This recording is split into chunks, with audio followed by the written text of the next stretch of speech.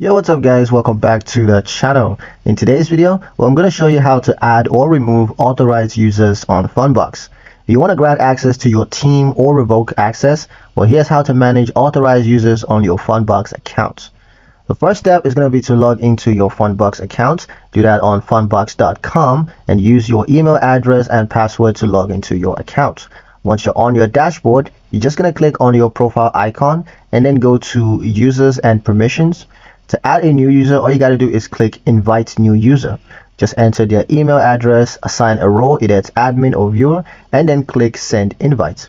To remove a user, you just got to find their name under the active user list and then click the three-dot menu beside their name and select remove access.